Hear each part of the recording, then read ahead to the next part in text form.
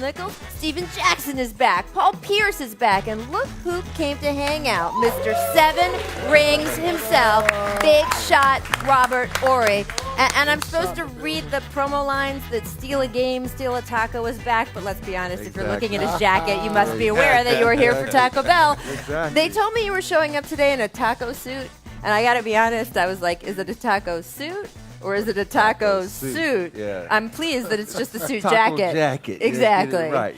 Just a little promotion for Taco Bell, still a game. Yeah. Which might be possible coming up soon. That's Still a game. absolutely true. And you got a little flair there of your own there with your kerchief. It's good. And it's Doritos taco too. That's Exactly. From a Mexican Melts. That's from a Mexican Melts you got to get. Right. Later in the show, we'll be discussing Paul's clothing choices, including his sunglasses. Nice. Right? Hey, we're outside. We're hanging. We are Right on the somewhat lake. outside. It's good. Right on the Hey, lake. Stack Jack said earlier, the truth can do it. Whatever you want. Whatever he wants, there you go. All right, we should probably talk a little basketball here on this show. And I got to say, if there was any doubt, last night cleared it up. This is not a rematch of last year's finals.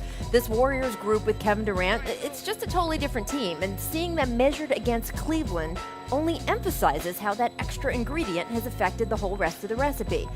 It's not just that Golden State now has by far the NBA's most complete roster. It's that it has the largest margin for error.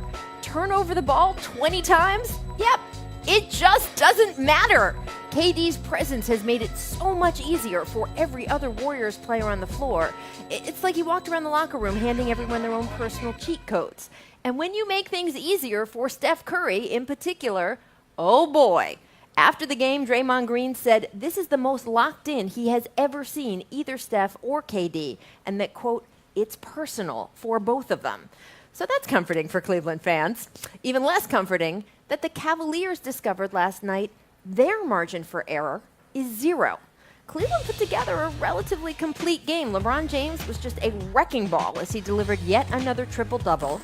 And again, it didn't really matter. Take a look at the defense the Cavaliers try on Kevin Durant here just before halftime. This is a great example. All this time they put in, work put in, decent defense. They goad Durant into a shot that he doesn't end up being able to make. All of that effort. And then, well, Shumpert with the mental error leaks out, leaves Durant, who grabs the rebound, and knocks in the shot so easy that in a split second, all of that effort and work from the Cavaliers was just for nothing. I can't say for sure what's going to happen as the series moves to Cleveland, because as a rule, I don't make predictions about sports. It's the fun in sports that we don't know what's about to happen.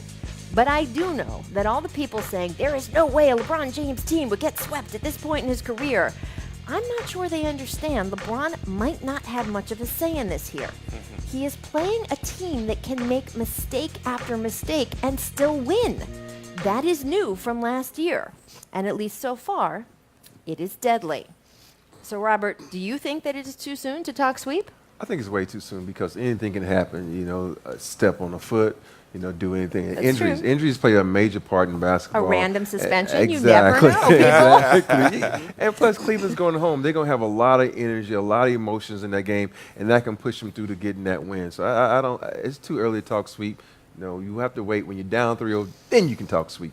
I agree. I mean, Cleveland is the defending champs, we forget, and they're on their home floor.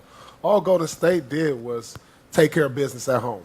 So now Cleveland. It didn't feel like more than that to you? Well, they made a statement. I mean, they played well. Golden State is one of the best home teams over the last 3 years, record-wise.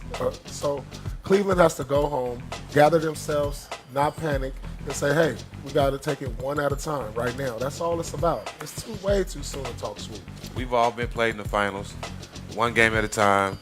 They still have LeBron James, the best player in the world, in my mind, and you got to respect him and give him that fair shot. What they done last year was unbelievable and epic, and they going home to their home arena. They got a chance to get a win one game at a time. Okay, see, if you're going to throw that whole all three of us have rings thing at me, there's not that much I can do to argue with that. I'm going to try to play devil's advocate with you, though, Stephen. Yes, I agree, LeBron James, he is the guy, right? And we will get into it in a minute, Paul Pierce, about how good LeBron James is versus the rest of the NBA. But the point is, I'm not sure what else you want him to do. When you sit there and say, oh, LeBron's not going to let them get swept, or they still have LeBron James, okay, LeBron did everything. I mean, look at him. He did everything for them. Right. It didn't seem to matter. It doesn't feel like it's enough. Well, and you're right. What more can he do is the question. But the other guys got to contribute.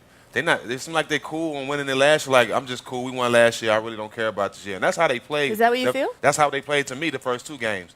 Nobody played with a sense of urgency. Nobody played like, okay, we in the finals. We have a chance to go back-to-back. LeBron played like that, but like you said, what more can he do?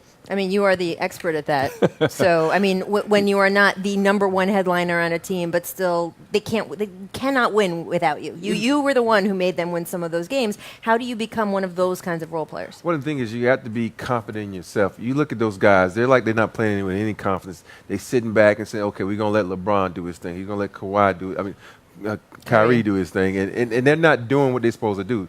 And they said they're sitting back. And you can't do that and let the stars. You got to go to the stars and say, yo, man, get me involved. I would go to coach and say, dude, give me a shot. Let me feel like I'm in, so you're going to need me down the stretch. Get me involved some type of way. And you also have to go to the coaches because sometimes stars, they will try to take over a game and think they can do it on their own. But as a player, you got to say, yo, dude, you ain't got to do it on your own. Let me help you out. It'll make it easier on you the next play down. So they got to talk in that locker room and work some things